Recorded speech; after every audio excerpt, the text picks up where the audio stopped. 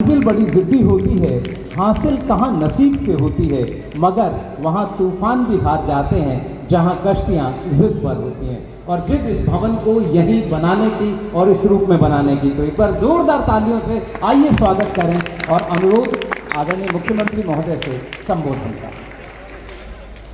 यहाँ मंच पर बैठे हमारे निगम पार्षद मोहिनी जी, रमेश जी, हमारी डायरेक्टर एजुकेशन वेदिका जी, के.एस. उपाध्याय जी, हमारे शिक्षा विभाग के सभी अधिकारी, पीडब्ल्यूडी विभाग के सभी अधिकारी जिन्होंने ये शानदार स्कूल बिल्डिंग बनाई है, इलाके के लोग, बच्चों के माता पिता और आज के इस बाल दिवस के और हमेशा हमारे लिए सबसे ज़रूरी हमारे आए हुए बच्चों को आज इस F1 और F2 ब्लॉक के नए स्कूल के उद्घाटन की बहुत बहुत बधाई, बहुत बहुत मुबारकबाद।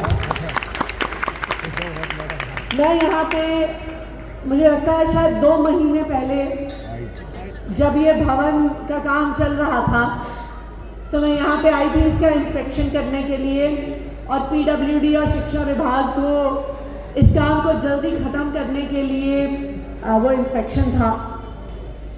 और मुझे याद है जब हम इस सड़क से आ रहे थे, सब जानते हैं कि सुंदर नगरी, नंद नगरी कितना डेंसली पॉपुलेटेड एरिया है। ये ऐसा इलाका है जहाँ पर पाँव रखने की जगह नहीं मिलती, लेकिन जब आप इस सड़क पर आइए तो ये F1 F2 स्कूल की बिल्डिंग देखकर विश्वास नहीं होता कि ये सुंदर नगरी के बीचों बीच है, ये नंद नगरी के इलाके के बीचों बीच है। आज इस स्कूल का उद्घाटन करते हुए मुझे खासकर खुशी है क्योंकि मुझे याद है 2015 में जब हमारी सरकार नई बनी थी और हम दिल्ली के इस हिस्से में स्कूल के इंस्पेक्शन करने आते थे, हर क्लास में 100, 125, 150 बच्चे बैठा करते थे, फर्श पर बैठा करते थे, टाट पट्टी पर बैठा करते थे। और जब क्लास में 150 बच्चे बैठे हैं, भगवान भी आके पढ़ा दे तो बच्चों को अच्छी पढ़ाई नहीं मिल सकती है।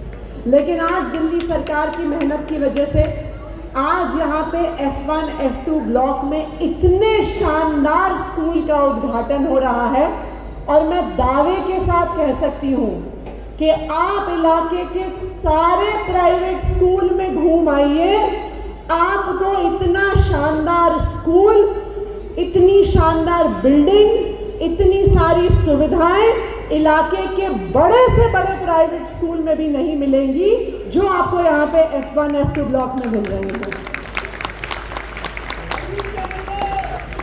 आज यहाँ पे हम इस स्कूल का उद्घाटन कर रहे हैं। 2 शिफ्ट में ये स्कूल चलेगा। सर्वोदय कन्या विद्यालय मॉर्निंग शिफ्ट में, सर्वोदय बाल विद्यालय F1 F2 सुंदर नगरी इवनिंग शिफ्ट में। 131 कमरे की ये स्कूल बिल्डिंग है, 7 लैब्स हैं, एक लाइब्रेरी है, 2 बड़े बड़े मल्टीपर्पस हॉल हैं, कॉन्फ्रेंस रूम है। और यहाँ पे सारे माता पिता को ये जान के खुशी होगी कि इन सब सुविधाओं और कमरों की वजह से इस स्कूल में आर्ट स्ट्रीम, कॉमर्स स्ट्रीम और साइंस स्ट्रीम तीनों की पढ़ाई होगी। आपके बच्चों को कहीं दूर नहीं जाना पड़ेगा। इस भव्य स्कूल बिल्डिंग में इन 131 कमरों में 7,000 से ज़्यादा बच्चे पढ़ेंगे। 3,500 बच्चे मॉर्निंग शिफ्ट में, 3,500 बच्चे इवनिंग शिफ्ट में। और इसका सबसे ज़्यादा फ़ायदा सुंदर नगरी में रहने वाले बच्चों को होगा, नंद नगरी में रहने वाले बच्चों को होगा। और मैं माता पिता को बताना चाहूँगी कि आपको अपने बच्चों को दूर नहीं भेजना पड़ेगा, आपके इलाके के बीचों बीच ही इतना शानदार स्कूल बन गया है। और मेरी अभी बात भी हो रही थी शिक्षा विभाग के सारे अफसरों से, तो कुछ ही हफ्तों में आप मान लीजिए कि दिसंबर के ही महीने में हम आसपास के स्कूलों में जहाँ पे बच्चे ज़्यादा हैं वहाँ से शिफ्ट करके बच्चों को यहाँ पे लेके आएंगे। और कुछ ही हफ्तों में इस स्कूल में आपके बच्चे पढ़ रहे होंगे, इस शानदार बिल्डिंग में पढ़ रहे होंगे। उसके लिए आपको बहुत बहुत बधाई। मैं ये भी आपको बताना चाहूँगी कि जिस ज़मीन पे आज ये स्कूल बना है, ये 2003 में डीडीए द्वारा दिल्ली सरकार के शिक्षा विभाग को दी गई थी स्कूल बनाने के लिए। लेकिन आपको पता है कि पुरानी सरकारें, पुरानी पार्टियों के नेता हमारे बच्चों को अच्छी शिक्षा देने में इंटरेस्टेड नहीं होते थे। आपको पता है कि कितना कब्जा और अतिक्रमण अलग अलग माफिया द्वारा इस जमीन पर किया गया था। पता है कि नहीं पता? सबको पता है ना कि माफिया का कब्जा था इस जमीन पर। ये तो दिल्ली में अरविंद केजरीवाल जी की आम आदमी पार्टी की सरकार बनी, जो आपके बच्चों को अच्छी शिक्षा देना चाहती थी, और 2016 में इन भू माफिया से लड़कर इस जमीन का कब्जा खाली कराया गया और यहाँ पे स्कूल के बिल्डिंग का काम शुरू करवाया गया। ये सिर्फ अरविंद केजरीवाल जी और आम आदमी पार्टी की सरकार की वजह से हो पाया। पहले जो नेता होते थे वो सिर्फ अपने परिवार के भविष्य के बारे में सोचते थे। वो सोचते थे जमीन पे कब्जा करो, प्लॉट काटो और 7 पुश्तों तक अपने बच्चों के लिए पैसा इकट्ठा करो। लेकिन दिल्ली में अरविंद केजरीवाल जी अपने परिवार के भविष्य के बारे में नहीं सोचते, वो आपके परिवार के भविष्य के बारे में सोचते हैं, आपके बच्चों के भविष्य के बारे में सोचते हैं। इसलिए भूमाफिया से इस जमीन का कब्जा वापस लिया और आपके बच्चों को ये शानदार स्कूल आज दिल्ली सरकार ने, आम आदमी पार्टी की सरकार ने दिया। यहाँ के इतने माता पिता आए हुए हैं, मैं आपसे पूछना चाहूंगी, क्या दिल्ली के सरकारी स्कूल हमेशा ऐसे होते थे? नहीं होते थे। क्या नहीं होते थे? याद करिए 2015 से पहले के दिल्ली के सरकारी स्कूल 3 टप्पर की बिल्डिंग में हमारे बच्चे पढ़ा करते थे। बरसात होती थी तो छत से पानी टपकता था, सर्दी होती थी तो टूटी हुई खिड़कियों से ठंडी हवा आती थी। बताइए सही कह रही हूँ गलत कह रही हूँ? ऐसे ही होते थे ना सरकारी स्कूल। स्कूल के अंदर घुसिए सबसे पहले टॉयलेट की बदबू आती थी। ऐसे होते थे दिल्ली के सरकारी स्कूल। टॉयलेट गंदे होते थे, पीने को पानी नहीं होता था, क्लास में पंखे टूटे हुए होते थे, लाइटें टूटी हुई होती थी। टीचरों की ड्यूटी कभी पल्स पोलियो में, कभी आधार कार्ड लगाने में, कभी इलेक्शन करवाने में लगाई जाती थी। अब स्कूल के अंदर जाइए, क्लासरूम में टीचर भी नहीं होते थे। दिल्ली के इस हिस्से में एक क्लास में 100 150 बच्चे बैठे हुए होते थे। सही कह रही हूँ गलत कह रही हूँ? ऐसे ही होते थे ना सरकारी स्कूल। कौन अपने बच्चों को ऐसे हालात में सरकारी स्कूल में भेजना चाहता था? कोई नहीं भेजना चाहता था। जिस परिवार के पास भी थोड़े से पैसे आ जाते थे वो अपने बच्चों को सरकारी स्कूल से निकाल के प्राइवेट स्कूल में एडमिशन करवाते थे। करवाते थे नहीं करवाते थे? पेट काट काट कर अपने बच्चों को प्राइवेट स्कूल में पढ़ाते थे, क्योंकि हमें पता था कि अगर इस टूटे फूटे सरकारी स्कूल में बच्चा पढ़ेगा तो उसका कोई भी भविष्य नहीं होगा।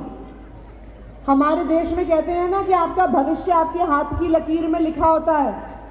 ये सच्चाई थी। 3 साल की उम्र पर बच्चों का भविष्य तय हो जाता था।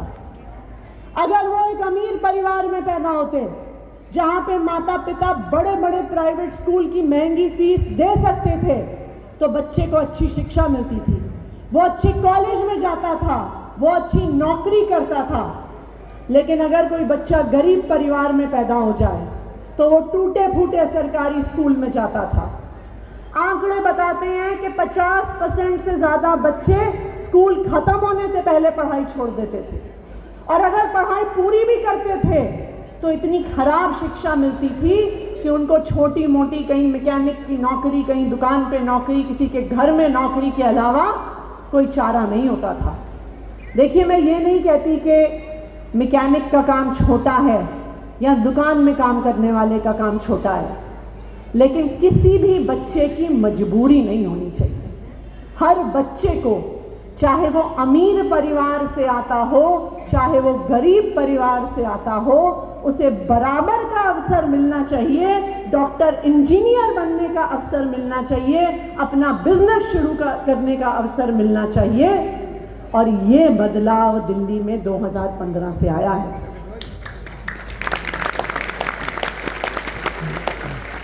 आप लोगों ने, खास करके सुंदर नगरी के लोगों ने हमेशा से हमें बहुत प्यार दिया है।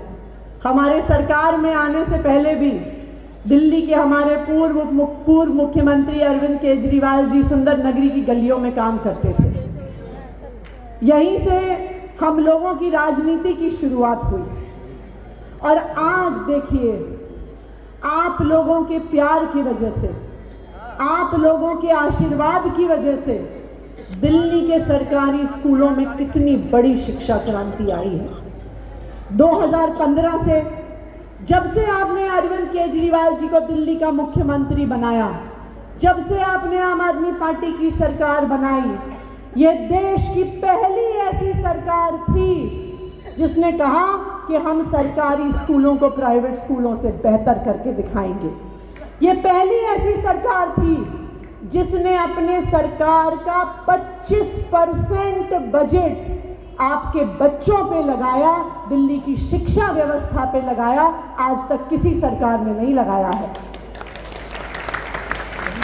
पिछले 10 सालों से लगातार हर साल दिल्ली सरकार का सबसे ज्यादा बजट आपकी बच्चों की शिक्षा पे लगता है।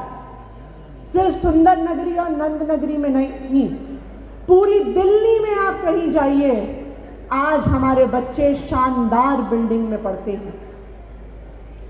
देश को आज़ादी मिली 1947 में, तब से दिल्ली में सरकारी स्कूल बनने शुरू हुए। 1947 से 2015 तक दिल्ली में 24,000 ऐसे क्लासरूम बने हमारे बच्चों के पढ़ने के लिए। 75 साल में जहां पर 24,000 क्लासरूम बने, 2015 से लेके आज तक अरविंद केजरीवाल जी ने मात्र 10 साल में 22,700 कमरे बनाए और हमारे बच्चों को ये शानदार स्कूल दिए। आज आप क्लासरूम के अंदर जाइए, जितनी अच्छी लैब आज सरकारी स्कूल में है उतनी प्राइवेट स्कूल में। जो टेबल चेयर पे हमारे बच्चे बैठते हैं, मैं आपको एक बात बताती हूँ, हम किसी को जानते हैं जो मेरठ में एक प्राइवेट स्कूल खोल रहे थे। उन्होंने हमें कॉल करके पूछा कि हमने आपके दिल्ली के सरकारी स्कूलों की फोटो देखी है, जैसे टेबल कुर्सी जैसे डेस्क आपके दिल्ली के सरकारी स्कूल में है, हम मेरठ के अपने प्राइवेट स्कूल में लेना चाहते हैं। आप बताओ आपने कहाँ से लिए हैं? ये कभी सुना है आपने? कभी सुना है कि प्राइवेट स्कूल वाले कहें कि हमें अपना स्कूल सरकारी स्कूल जैसा बनाना है? ये चमत्कार सिर्फ दिल्ली में हुआ है और आप लोगों की वजह से हुआ है।